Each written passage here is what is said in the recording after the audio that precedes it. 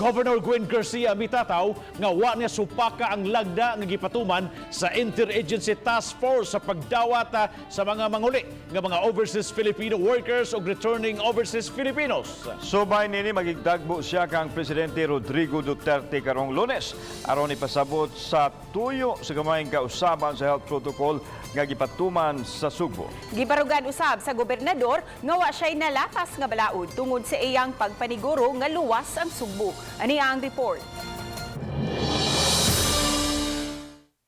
Sa interview sa DYWS Super Radio, gipadapli ni Governor Gwen Garcia nga misupak siya sa gipatuman nga health protocol sa Interagency Task Force kon IATF. Ubos sa whole of nation approach, ipaubos sa RT-PCR test ang mga returning overseas Filipinos ug OFW pito ka adlaw gikan silang pag-abot sa nasod.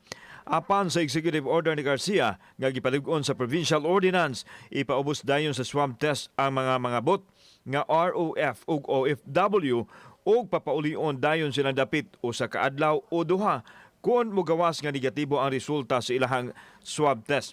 Sa gipatuman nga protokol sa Sugbo, mas maminusan ang gasto sa hotel ug mas luwas kay double swab test naman ang himuon gawan sa airport usba na usab sila sa pag-swab test dito silang Pinoyanan inigabot sa pito ka adlaw. Kung record diri sa Cebu, napakita na to nga mas epektibo ni atong pamaagi kay pag-abot pa lang, i-testing na, kung doon na may mga infected anak, nasakpa na nato.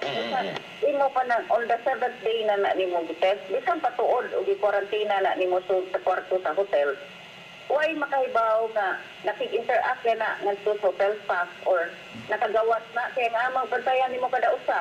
Gusto sa kalihim sa GILG nga usbo ni Garcia ang iyang executive order apan iya kining padayon nga gibatuman. Mato ni Garcia nga nahibaw na usab siya sa plano nga i-divert ang mga international flights sa naiya inay sa MCIAA.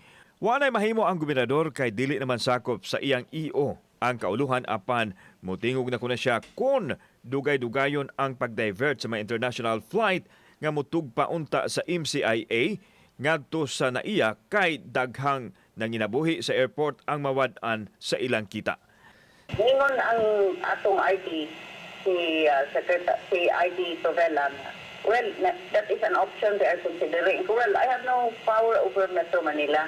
Kani akong order ni Aranis Province. Okay. Pero kung palag-anan ra pud kay na inyo kataas ng inyong kuan niya, divert sa flight.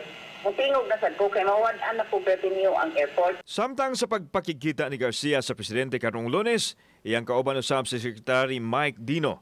Pasabto niya ang presidente nganong lahi ang protokol nga iyang gipatuman.